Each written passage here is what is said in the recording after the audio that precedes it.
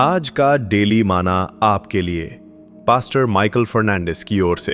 अनुग्रह पर अनुग्रह, क्योंकि उसकी परिपूर्णता से हम सब ने प्राप्त किया, अर्थात अनुग्रह पर अनुग्रह। इसलिए कि व्यवस्था तो मूसा के द्वारा दी गई, परंतु अनुग्रह और सच्चाई यीशु मसीह के द्वारा पहुंची। परमेश्वर को किसी ने कभी नहीं देखा, एकलौता पुत्र जो पिता की गोद में है, उसी ने उसे प्रकट किया। यूहन्ना 1:16 से 18। जब क्रिस्टी ने अमेरिका में कॉलेज में भाग लेने के लिए भारत छोड़ दिया, तो वह दुनिया के मूल्यों की तथा कथित नई स्वतंत्रता के लिए अपने मसीही परवरिश के बंधन से दूर चली गई। गोवा के एक छोटे से शहर में बढ़ते हुए क्रिस्टी और उनके परिवार ने नियमित रूप से कलीसिया में भाग लिया। वह कलीसिया खोइर में सक्रिय रूप से शामिल था और आराधना का अगुवाई करता था। लेकिन अब वह सब उसके साथ फ्लोरिडा, अमेरिका में कॉलेज में भाग लेने के लिए दूर हो गया था। परमेश्वर की हर इच्छा बहुत दूर लगती थी। उसकी गवाही में उसने कहा, मैं अक्सर इन कुहनी को महसूस करता हूँ। मेरे मन में लगभग फुसफुसाते हुए वापस प्रभु के पास जाने के लिए, कलीसिया में वापस जाने के लिए सब शुरू करूं। वह क्या था? यह अनुग्रह का हाथ क्रिस्टी तक पहुंच गया था। इसलिए कुहनी से आज्ञाकारिता में उसने मन बना लिया कि जब वह अपनी अल्पावधि की छुट्टी के बाद कॉलेज आएगा, तो सबसे पहला काम वह कलीसिया को खोजना होगा। उसने कहा, मुझे याद है कि कुछ साथी स्नातक विद्यार्थी के साथ घूमना पड़ता है, जहां बातचीत परमेश्वर में विश्वास रखने वालों का मजाक उड़ाने के लिए हुई, और मुझे लगा कि यह मेरे लिए बहुत ही महत्वपूर्ण है। दुनिया मुझे यह समझाने की कोशिश कर रही थी कि मैं विश्वास का दास और वैज्ञानिक क्षेत्र में स्नातक विद्यार्थी दोनों नहीं हो सकता। लेकिन फिर क्रिस्टी को लगा कि उसे विश्वास के प्यारे हाथों को सौंपकर इस आंतरिक संघर्ष को हल करना है।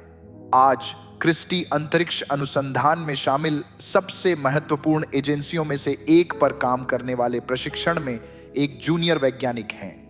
वह एक स्थानीय कलीसिया द्वारा विकसित सामग्री का उपयोग करता है, जो एक युवा वयस्क बाइबल अध्ययन और उच्च विद्यालय के विद्यार्थियों के लिए एक अध्ययन का नेतृत्व करता है।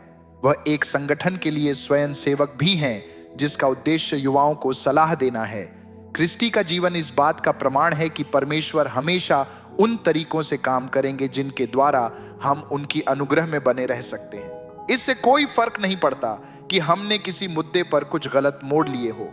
जब तक हम उनके प्रेम की वास्तविकताओं में नहीं आते, तब तक वह अनुग्रह पर अनुग्रह प्रदान करता है।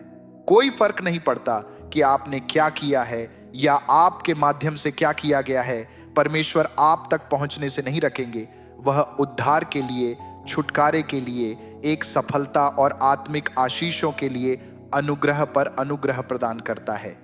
केवल शर्त है कि क्या आपने उनकी अनुग्रह ग्रहण किया है। यह जान लें कि जब आप अपने जीवन के साथ संघर्ष करते हैं, तो परमेश्वर उपस्टैंड में नहीं देखेंगे।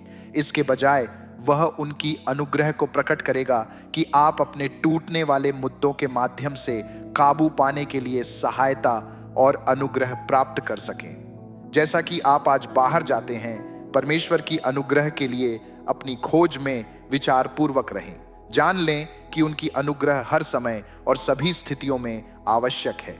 यदि आप उस जीवन को जीने की योजना बनाते हैं जिसे उन्होंने आपके लिए ठहराया है, तो आपको अनुग्रह पर अनुग्रह की जरूरत है। आइए अब प्रार्थना करें। हे प्रभु, आपकी अनुग्रह पर पूर्ण रूप से निर्भर रहने में मेरी सहायता कर। हे प्रभु, आपका अनुग्रह मेरे जीवन के लिए काफी है। यीशु के नाम में